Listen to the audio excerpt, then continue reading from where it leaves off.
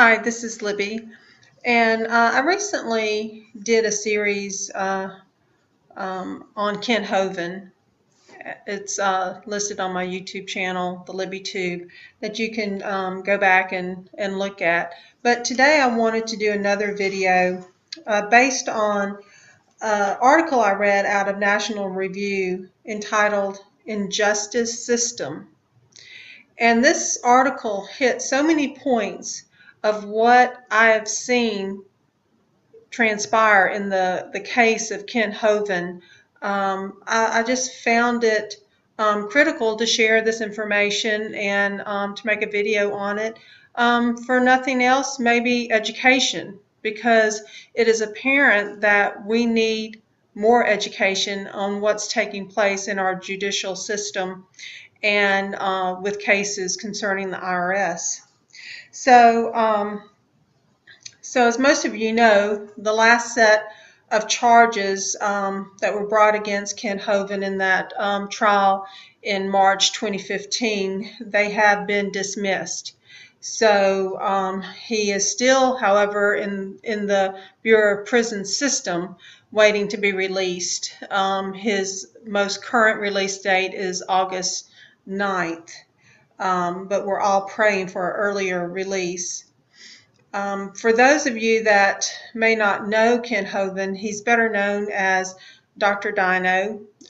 He and his ministry had developed Dinosaur Adventureland in Pensacola, Florida. As a brief recap, his ministry was the Creation Science Evangelism Ministry. He's presently has served 8.5 years of a 10-year sentence for what is called structuring. And also 3 years of that was because he said a prayer and it was subjectively interpreted as a threat. So for saying a prayer, I believe it was during a radio program, he got 3 years. So, and it was never intended as a threat. So also he would actually be up for release in July.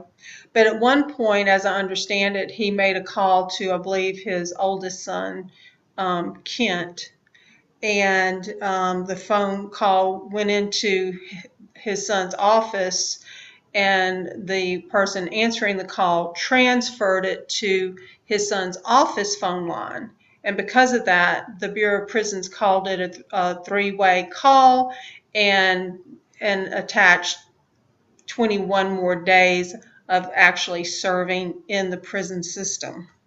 So even though he appealed it and he tried to explain what had happened, that it wasn't a three-way call, it didn't make any difference. So just with that brief introduction, one can get a sense of the convoluted obstacles in our legal system and prison system.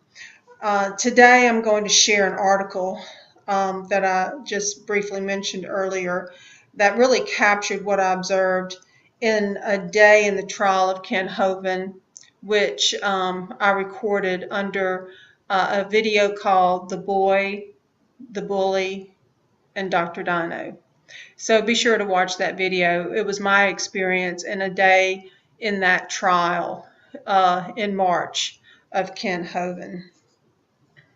So when you watch that video, you'll get a taste and a picture of the confusion, the vagueness, and lack of clarity of just what the government was trying to prove Pastor Hovind did.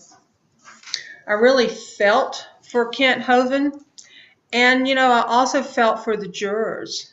There was a lot of pressure on those jurors, and that's a lot of responsibility.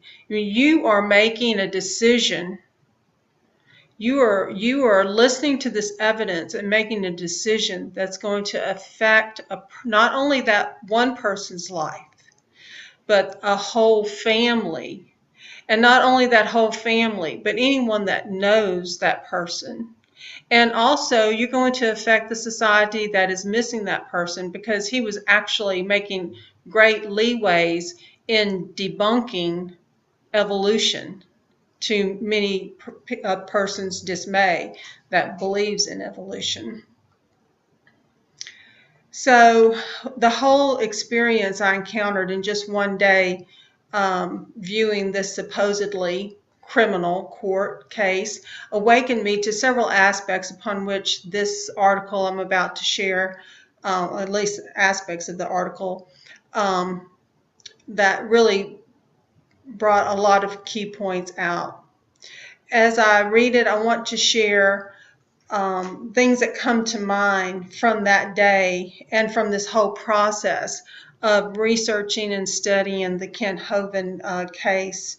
And that trial I attended was in Pensacola, Florida, with Judge Margaret Casey Rogers presiding. It was at the courthouse on 1 North Palafox, Pensacola, Florida. Tiffany Hope Eggers was one of the prosecutors, and IRS agent Scott Schneider was her key witness. Excuse me. Okay, now for the article. This article is, again, titled Injustice System by Conrad Black. It was published October 9th, 2014. And it begins this way. And I'm going to stop periodically and just elaborate on things that come to my mind. Every week, there are new revelations of the decrepit and often barbarous state of the U.S. criminal justice and prison systems. You know, barbarous state is a very good adjective. It's very barbaric and becoming more so. The most egregious aspects of its dysfunction are not the absurdly severe sentences and world record incarceration levels. So the most egregious aspects of its dysfunction are not the absurdly severe sentences. For instance, Kent got 10 years of what most he got charged for, found guilty of structuring, which most would only get like 18 months for. So he got 10 years. So severe. That was a very severe sentence. And I think they counted like 56 counts against him and about 45 against his wife, Jo. And you have to understand, each count was them just making a banking transaction. I mean, how many banking transactions do you make over a year or 2 years? So they just counted up the banking transactions. So it sounds awful. And if a person isn't educated on the juror, they're going to say, oh, that's awful. That's just awful. Well, understand what they do with those kind of numbers.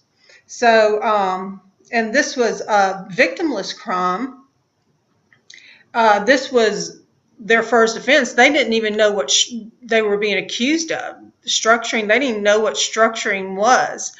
And it was a law that was intended to bust drug dealers. And Miss Jo, she was so innocent. I mean, all she ever did was love other people, worked actively in the ministry to share Jesus Christ, was an accomplished pianist, played for the church, and they were brutally and terrorized by a SWAT team for their arrest. I mean, they were members of a community. I mean, you would see these people every day. I mean, just knock on the door, you know, I mean, really? A SWAT team awakened her and wouldn't even let her put her robe on or go to the restroom? Very, very severe, very severe. So, and she had a whole year thrown at her to serve in prison and a day. I guess the day was just a little dig. So, extremely severe. So, I don't know if I'm going to get past this second sentence in this article, but I'm sorry. This is a powerful article, and his vocabulary is very good. It's probably better than mine. So If I stumble over some of his words, please forgive me. So the most egregious aspects of its dysfunction are not the absurdly severe sentences and world record incarceration levels or the North Korean conviction rates or the frequent murders of prisoners by correctional officers in some of the state prisons, but the politically motivated antics of the prosecutors. So, whoa, that one sentence. So I already went over the severe sentencing part. The world record incarceration levels. The Bureau of Prison Systems is a huge money-making business. It is a business. And unfortunately, many of the judges, many of our congressmen, many that hold public office, they hold stock in prison systems and in entities that support the prison system, or they own the land upon which the prison system leases for a lifetime, if not more, and they make money off of it that way. So to read about the world record incarceration levels, to read about the abuses just within the Bureau of Prison Systems, I would recommend a book that Kent Hovind wrote under the alias name Elijah Green called The Kennel. And you can download, it's just a short read, a small book. You can download as an ebook and read it. You can read it in a day or less, a few hours. So that addresses a lot of the world record incarceration levels and why they even promote keeping certain numbers in the prison systems. The other part of that sentence, it talked about the frequent murders of prisoners by correctional officers in some of the state prisons. Well, in the Kent Hovind case, he's been dieseled. That means he's been moved from prison to prison more than 25 times within the 8.5 years of prison he's been incarcerated, which increases his threat of injury or death. So, and then this sentence ends with, but the politically motivated antics of the prosecutors. Yeah, with the Hovind case, was it politically motivated? If you study the case, you'll see that there were some very strange motives, underlying motives. Some may even say it was because he was so effective at debunking evolution. He was a very good debater and could argue the case of creation versus evolution. So much so he was so successful that many of the evolutionists would not even debate him. There's your sign. Okay. And some even think it was because of his Christian beliefs. He was winning so many people to Christ. And the judge presiding over his case at one point was going to send 2 teachers to prison for saying prayer in school. So as I understand it, nearly 60 senators had to stand for the teachers not going to prison. So this same judge is overseeing a case of another Christian. So there was many reasons throughout this trial.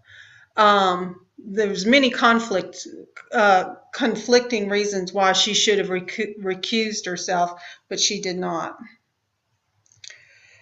So let me see if I can get to the third sentence of this article. Conrad Black goes to say, I was one of those who warned of the criminalization of policy differences in the Watergate affair, but unfortunately, the explicable, excuse me, and uncharacteristic mismanagement of the whole tawdry sequence of events by President Nixon made it relatively easy for his enemies to drive him from office.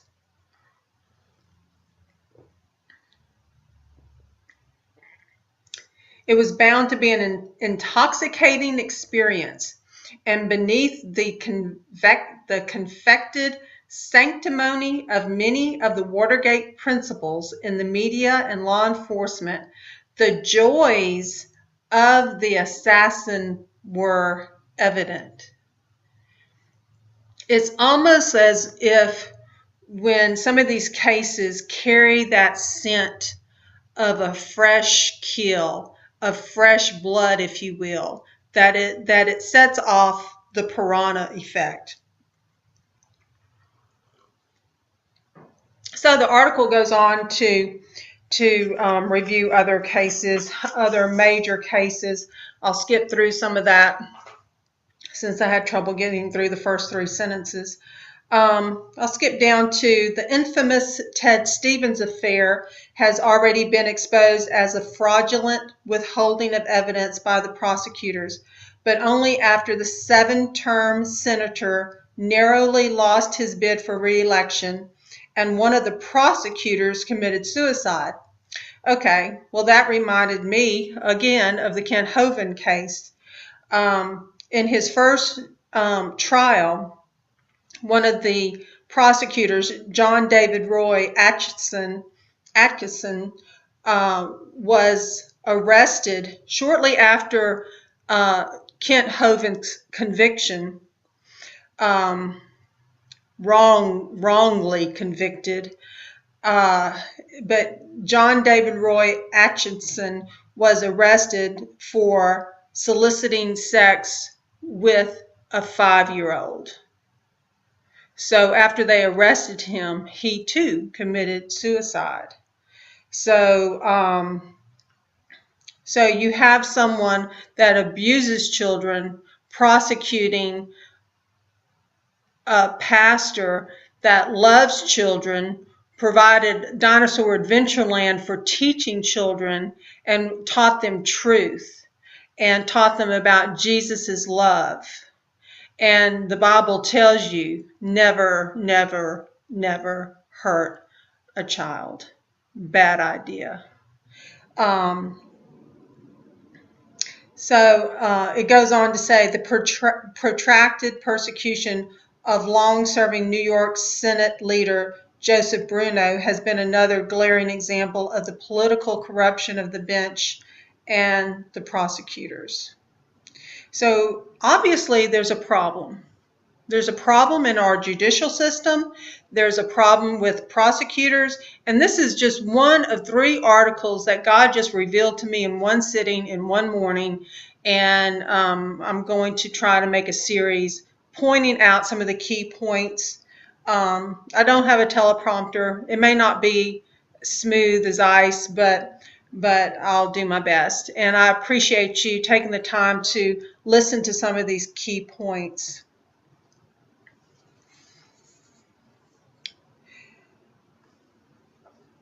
Another case he talks about, most recently, the harassment of Republican Governor Scott Walker of Wisconsin by the Democratic DA of Milwaukee, the pursuit of conservative commentator Dinesh D'Souza, the partisan indictment of Governor Perry of Texas for exercising his veto right, and the antics of the IRS, including the comically evasive and self-righteous appearances of IRS Director John Koskinen at congressional hearings, demonstrate how resistless these prosecutors are against the temptation to use their unchecked powers for brazenly partisan ends.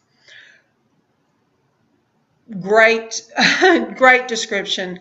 I mean, this article is right on point, and I highly recommend you looking it up online and reading it. Again, this comes from the National Review, Injustice System by Conrad Black, October 9th, 2014.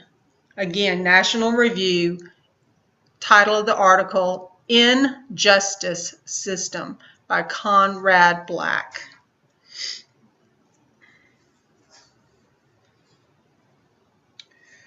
So, and then it goes on to talk again in the assault of Governor Scott Walker, Democratic DA John Chisholm's long-running criminal investigation of the governor and his entourage ended in 2013 and has been followed by a criminal investigation into the most prominent individuals and organizations that support the governor, expressing concern about improper collusion in support of the governor's political, if not statutory, offense, which was to curb rapacious and irresponsible public sector unions. This is a John Doe investigation. Parentheses, so called because it is a blind search into whether a crime was committed at all. And if so, by whom? A procedure certain to lead to abuse. Similar to the Kent Hovind case, they tried to dig up so many things and throw it at the individual. They just hope something's going to stick. And that's just not right. Nothing is said in public except that evidence of the existence of the investigation is conveniently leaked and the subjects cannot speak about it. You know, information that's conveniently leaked, that is criminal in itself. I mean, what comes to mind with that is what we're hearing on the news now. Just recently broke, I mean, it's June 5th today, but I think it broke a couple of days ago about the Duggar family or Duggar family. Juvenile information should have been a closed file, conveniently leaked. And unfortunately and sadly, we're probably going to see more and more of this. But toward the end of this little video, I do have hope. There is a ray of hope. And I look forward to sharing that with you. So just looking through this, let me just skip on down to some of the key points about the Dinesh D'Souza affair. He goes on to say, is another straight political prosecution traceable to the accused acerbic criticisms of the present administration. He was dragged through a criminal trial, much like Ken Hovind, on the trivial pretext of a minor violation of campaign finance laws, a tenebrous jungle of layers of legislated self-interest through which even the most incorrigible specialist in the legal cartel has difficulty beating a path. At least the judge in this case had the decency not to imprison the defendant after, like 99.5% of American criminal defendants, he was found guilty, but he was sentenced to probationary community service and therapeutic counseling. There was nothing in the proceedings or allegations to suggest that D'Souza was in any need of such therapy, which is almost entirely useless charlatanism anyway. In a number of areas, the United States is drawing closer to the justice of totalitarian countries. I mean, that's true. Let me read that again. In a number of areas, the United States is drawing closer to the justice of totalitarian countries. That should concern every citizen. The Soviet Union took to describing all designated wrongdoers as mentally ill, and the D'Souza sentence confirms this tendency in the U.S. where conviction rates are already equal to those of the Soviet Union and the numbers of incarcerated people at least equal to those of the Brezhnev to Gorbachev last phase of the USSR. Now this is important too. Another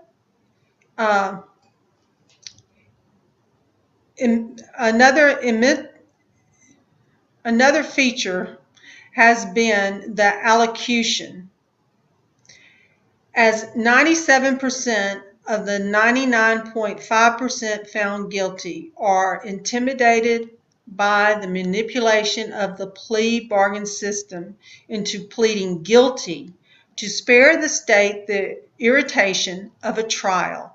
The defendants accept the abandonment of 147 of the 153 counts against them, plead guilty, and are rehearsed in a catechetical process by the prosecutors to accuse themselves of cowardice, hypocrisy, sociopathic turpitude, and often outright evil, and profess their gratitude for the sentence they are about to receive.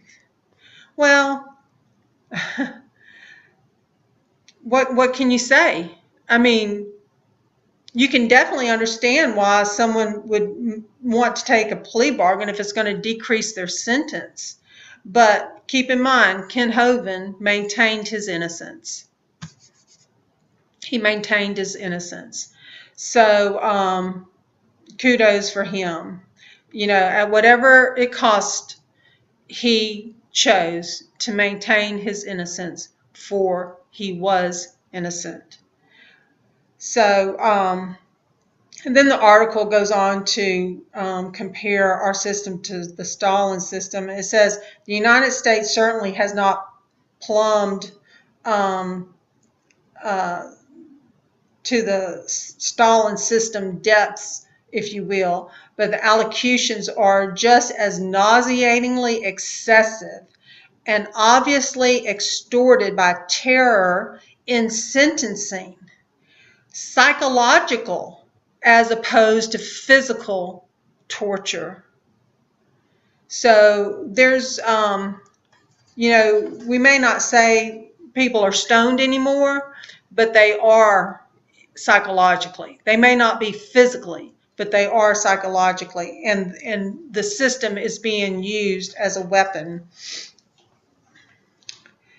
So this brings us to the excruciating and horrifying saga of the Internal Revenue Service.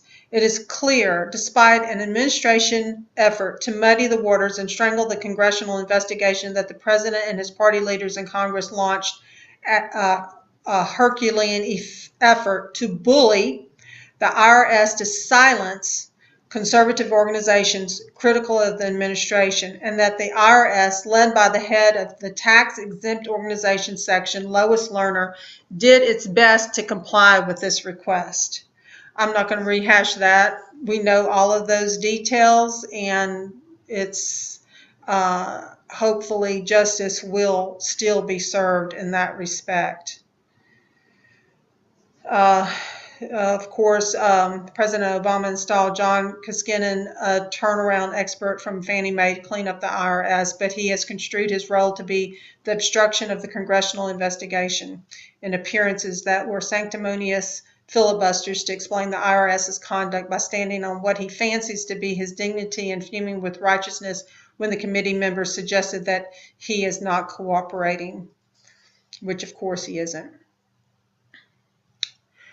So